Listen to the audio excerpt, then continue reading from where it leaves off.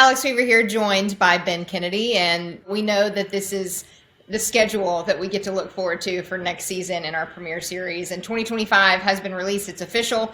We now have this full picture of what this full schedule will look like next season for all three series. But let's start with the Cup Series. So this is a milestone schedule, Ben, and I know I don't have to tell you you've been hard at work putting this together, but why was 2025 the year to debut such a reimagined schedule for the Cup Series?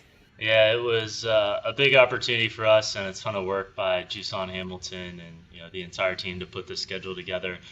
And Alex, you used the word milestone. I think in a lot of ways this is a milestone schedule for us. You look at our schedule evolution over the past several years. We had the 2020 schedule where we shook a lot of things up. We didn't add any new venues though. Went to 2021, added a few new venues. 22, we added St. Louis and the Coliseum. And then we, evolved to Chicago over the past couple of years, a new street race. North Wilkesboro is the All-Star race.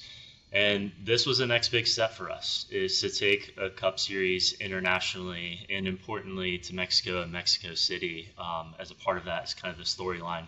But to your point, a number of changes that we've had throughout the schedule. So, part of that is our continued kind of push to be kind of calculated as we think about a lot of these changes in the schedule, but also big and bold as we make these moves.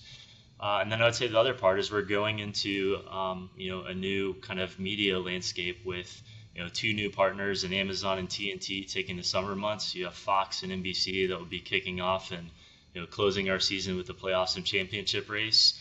And then the CW throughout the Xfinity Series and Fox on the Craftsman Truck Series side. So it felt like it's a good opportunity for us to almost have a little bit of a reset as we think about a lot of the changes and kind of evolution within the schedule.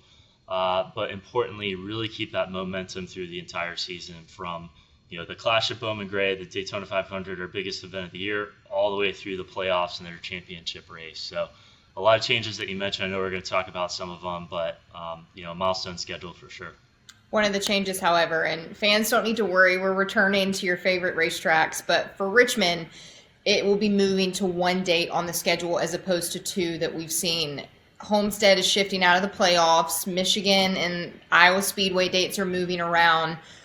What can you say about those racetracks and the fact that they're still on the racing schedule, they just have kind of shifted a little bit?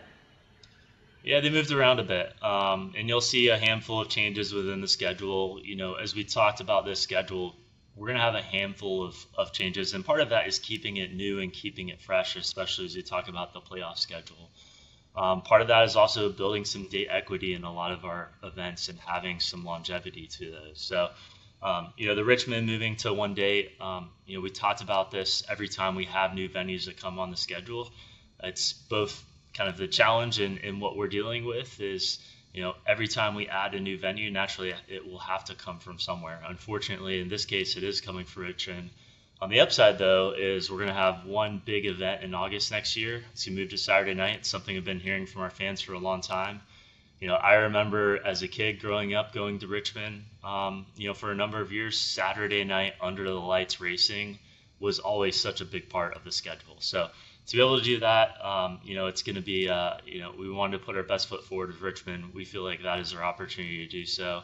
To your point, Homestead will come out of the playoffs. It's a warm weather date. We have a lot of energy, especially a lot of casual fans tuning into the early part of the schedule. Homestead puts on great racing, and to have it earlier in the year is going to be good for us. And then talk about Michigan and Iowa moving, just a few date changes there, just the way the cards have been dealt. And then as we go into the playoffs, two new venues will be adding as well with Worldwide Technology Raceway. It's had sold out crowds for the past few years, a lot of energy around that event and in St. Louis, New Hampshire Motor Speedway, and then Talladega moving to the round of 8 in the playoffs, which will serve up a lot of unpredictability and excitement for our fans as we go into our championship race at Phoenix. So handful of changes throughout next year, and certainly excited to see how it all shakes out.